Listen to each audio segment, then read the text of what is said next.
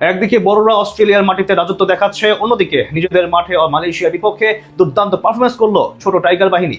প্রতিপক্ষ ব্যাটার আসলাম সেঞ্চুরি পেলেও বাকিরা মাথা তুলে দাঁড়াতে পারেননি পারভেজ জীবনদের সামনে। এরপর ব্যাট হাতেও দারুণ নৈপুণ্য দেখান তরুণ ক্রিকেটাররা। মালয়েশিয়ার বিপক্ষে বাংলাদেশের যুবাদের এমন পারফরমেন্স নিয়ে বাকিটা থাকছে রিপোর্টে।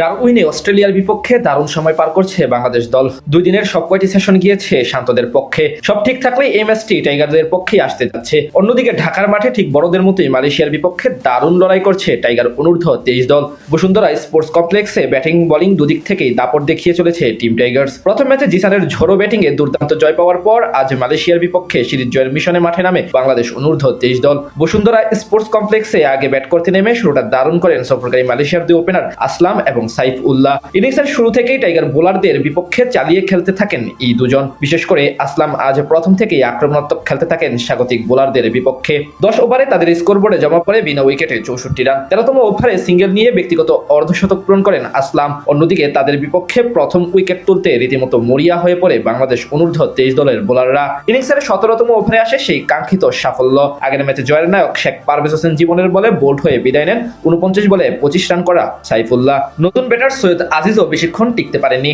জীবনের দ্বিতীয় শিকার বনে আউট হন 8 রান করা আজিজ। খানিক পরে বিজয় উন্নিহ বিদায় নেন রান আউটের ভুল বুঝাবুঝিতে। পরপর 3 উইকেট হারিয়ে ম্যাচ থেকে ছিটকে যেতে থাকে মালয়েশিয়া। শেখ পারভেজ হোসেন জীবনের দুর্দান্ত বোলিং এর সামনে দাঁড়াতেই পারছিল না কেউ। এক প্রান্ত থেকে আসলাম হাল ধরে রাখলেও বাকিরা ছিলেন আসা যাওয়ার মিছিলে। 36তম ওভারে সিঙ্গেল নিয়ে ব্যক্তিগত সেঞ্চুরি পূরণ করেন আসলাম। এরপরই উল্লাসে মেতে ওঠেন তিনি। যদিও বেশিক্ষণ টিকতে পারেননি আর শেখ পারভেজ জীবনের পঞ্চম শিকার বনে পেভিলিয়নে ফিরেন 100 রান করে আসলাম। অন্যদিকে মালয়েশিয়া অল আউট হয়ে যায় 176 রান করে।